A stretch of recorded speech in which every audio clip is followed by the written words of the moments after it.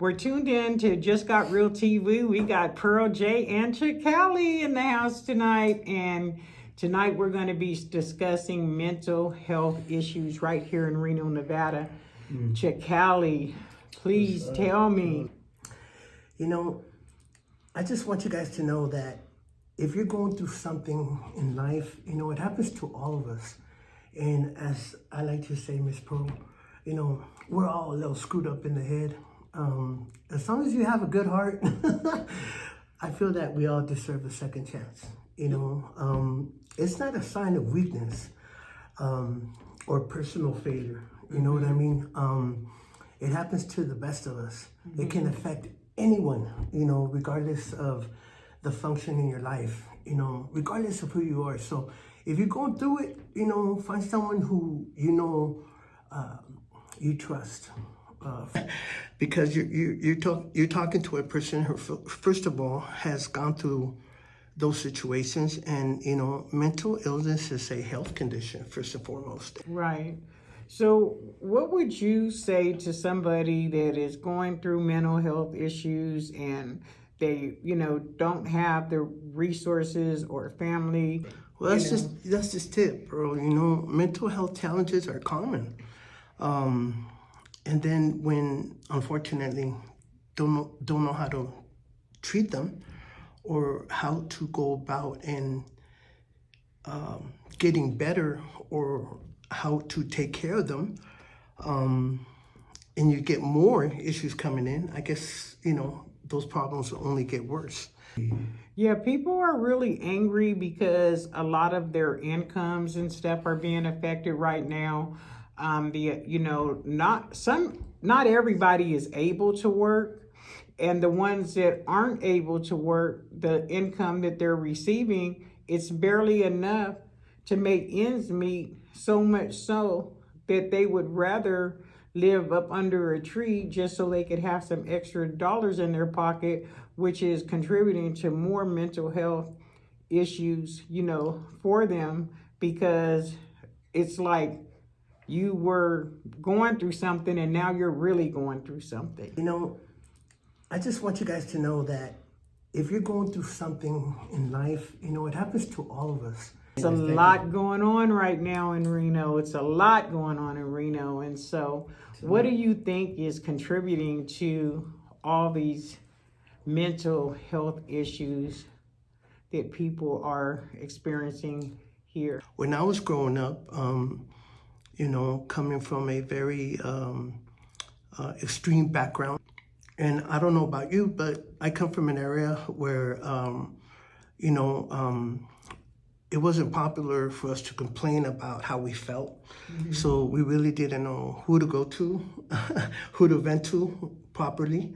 For a person that's experiencing the stress, you know, being abused or molested or just in a bad situation where their parents, you know, don't show the type of love for them that they need, you'd be surprised at all ages how many people are out here really going through some really bad mental issues. We're losing a lot of our youth by suicide because they cannot handle the stress that we have on us today. You know what I mean? And it's a lot coming from school, peer pressure, all type of different reasons why a person is mentally stressing.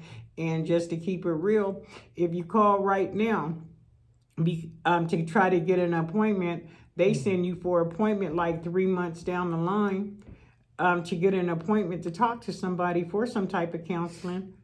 You know, there's nobody available for like a month. And by that time, for some people, that's a month way too long, and they just end up just giving up. What is really more important to share, you know, what you're going through with somebody, because that's what a lot of people, they're afraid to speak up. Chicali, have you ever had a family member that commit suicide? Yes. What was that like for you? You know, I'm sorry, it just triggered the moment because first and foremost, it just made me stop and think, because there's no symptoms. You stop and think about what happened. I mean, they didn't even seem like they were going through it. And then of course you think of the hollowness that they leave behind, because you love them, you miss them, and you wish that they would have reached out for help. It's a terrible void, because you love them and you wish that you could have picked up on a sign so that you could have helped. You never know what they're going through. You never know what those beautiful smiles sometimes mean. That's why we have to be very careful and attentive to anybody, regardless of, how beautiful they may be looking, or how much they may be pretending. You can't judge a book by its cover. Yeah. And for me, it was like my older brother, and I was just like in 3rd grade, and my mom used to be like, your brother ain't up for school yet? And I'm like, no. And I'm trying to rush through the house as a kid getting ready. Go wake him up. And I went in the room and went to shake him to wake him up, and he was cold as heck. You know what I mean? And that was like the worst feeling in the world to go, for me, I had to run back and go, Mother, he's dead, but he wasn't dead. He was still, but for me, he was dead, the way he felt.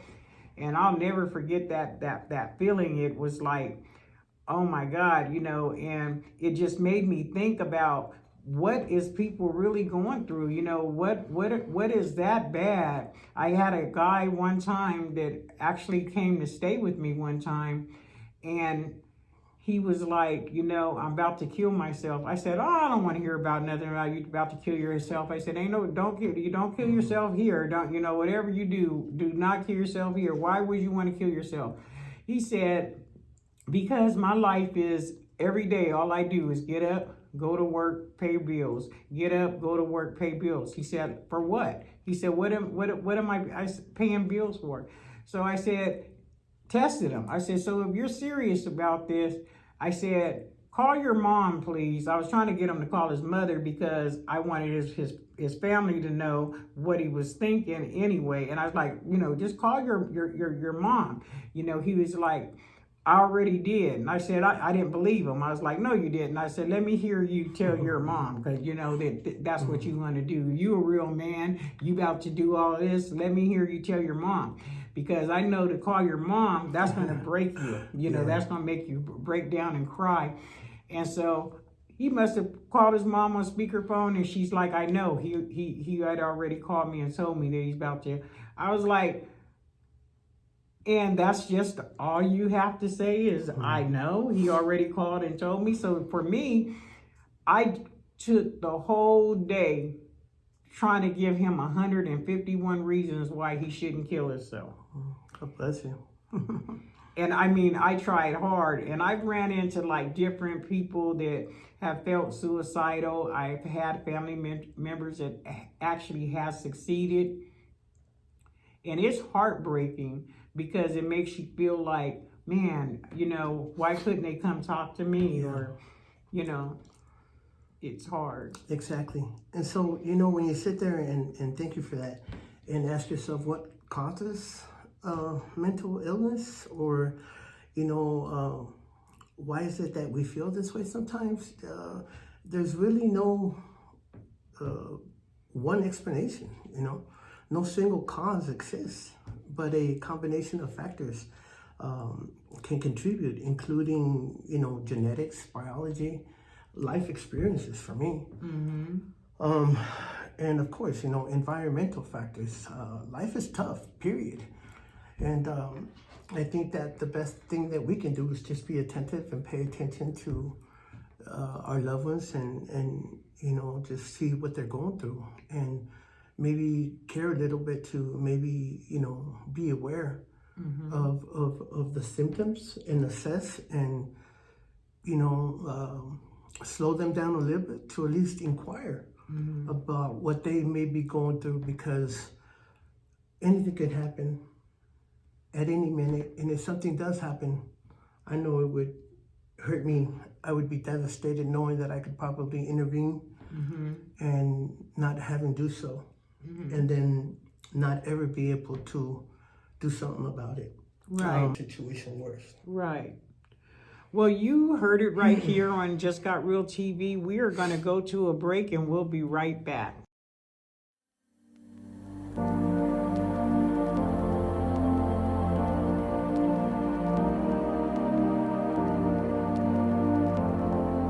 So we are back in the studio on It Just Got Real TV. You have Pearl J and Chicali in the house with you tonight.